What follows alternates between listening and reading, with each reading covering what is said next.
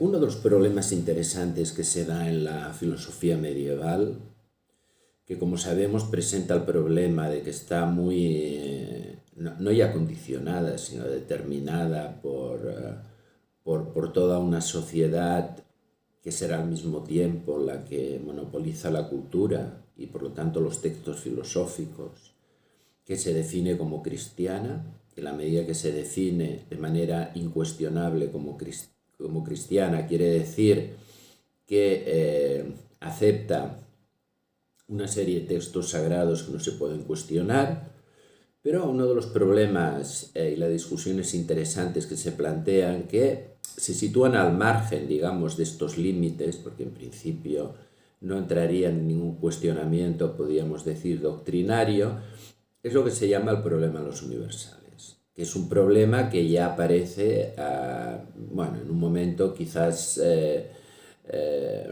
ya crítico, digamos, de lo que sería sobre todo esta filosofía medieval tan determinada, digamos, por el cristianismo, que tendrá su máxima expresión en el siglo XIII, en la escolástica y en la Suma Teológica de Tomás de Aquino, ¿no?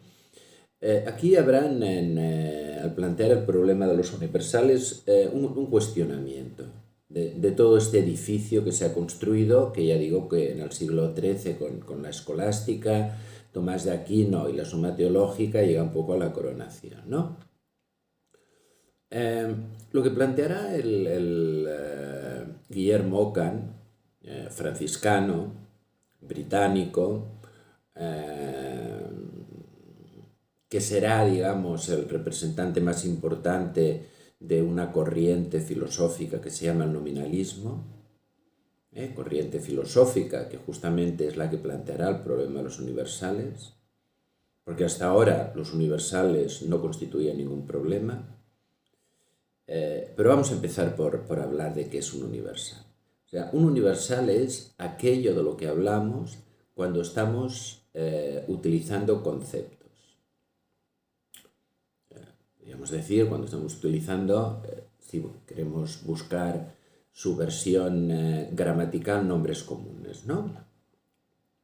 Cuando yo digo, por ejemplo, los seres humanos, ¿de quién estoy hablando? Cuando yo digo, por ejemplo,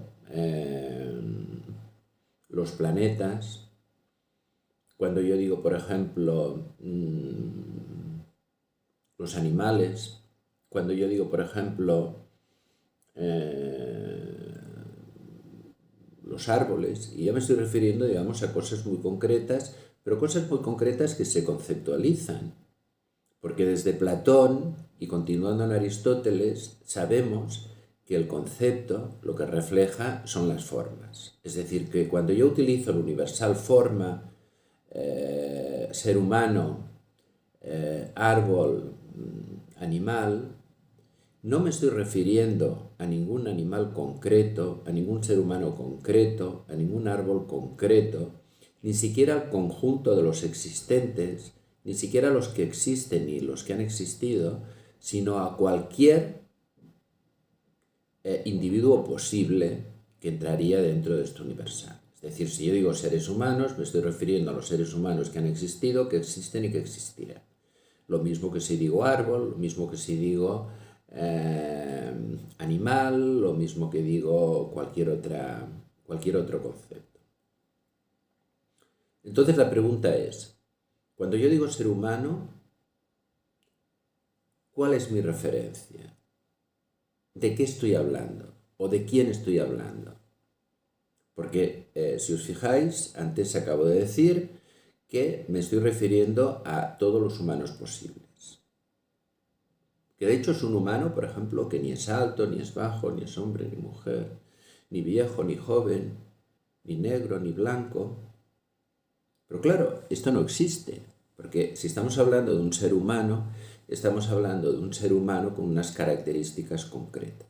O sea, este ser humano en general, al que nos referimos cuando decimos ser humano, incluso podíamos un poco actualizar, digamos, el problema diciendo, bueno, cuando decimos derechos humanos, ¿a qué humano nos referimos? Decimos a cualquiera, pero no cualquiera de los que existen, sino a cualquiera posible, también de los que existirán.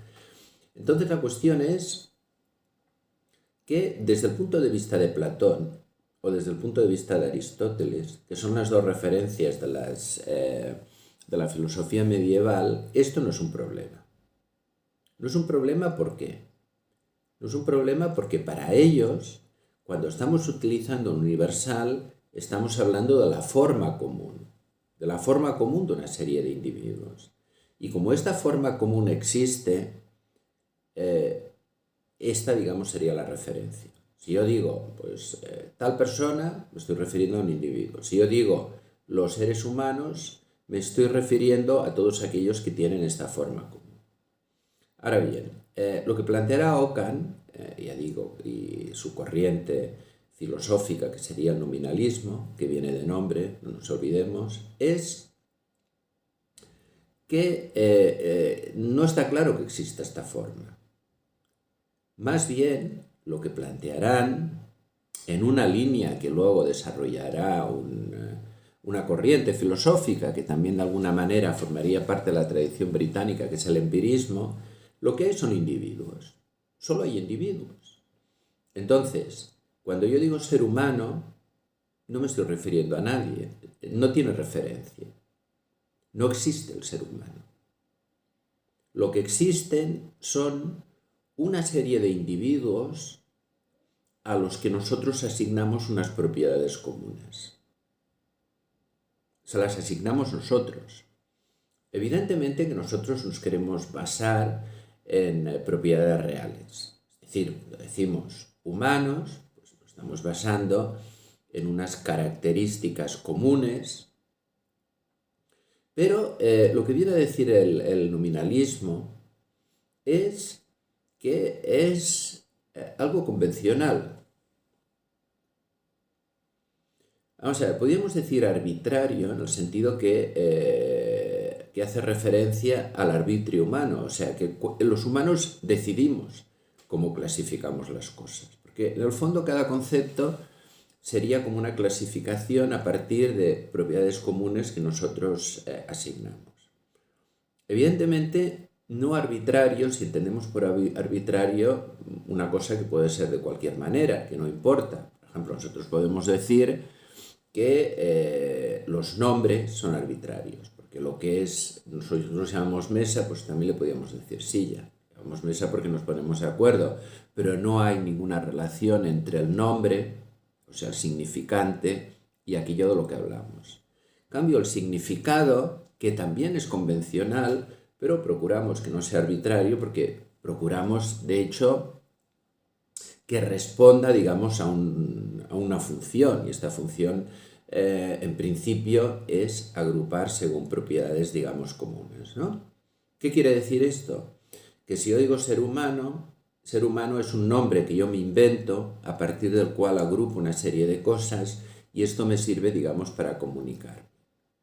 Ahora bien, el planteamiento, digamos, contrario de los nominalistas con respecto a los aristotélicos y a los platónicos, y que esto será la base, digamos, de lo que planteará el empirismo, es que contra más abstracto es un concepto, contra más común es un nombre, menos nos referimos, digamos, a la realidad. Porque la realidad son individuos. Si yo utilizo un nombre que pueda aplicarse a unos cuantos individuos, ya estoy, de alguna manera, perdiéndome cosas, porque cada individuo, de alguna manera, es diferente de los otros. Pero esto sirve, digamos, para entendernos. Pero esto justamente es el planteamiento contrario a los platónicos y a los aristotélicos, porque lo que pensaban los platónicos y los aristotélicos es justamente que cuando nosotros utilizamos un concepto es que somos capaces de captar la esencia, la forma común. Por lo tanto, si yo digo ser humano, esto me dará un mejor conocimiento de mí mismo, porque hará referencia a mi esencia, a mi forma, que es una forma existente, que si yo me refiero, digamos, a características individuales que para los platónicos y los aristotélicos no dejan de ser cuestiones, digamos, secundarias. Entonces, fijémonos que lo que plantea el problema de los universales es un problema muy interesante que tiene que ver con la relación entre, por una parte, lenguaje, pensamiento, por otra parte, entre pensamiento y realidad, y finalmente, entre pensamiento, lenguaje y realidad, que, como sabemos, es una de las problemáticas importantes de la filosofía moderna.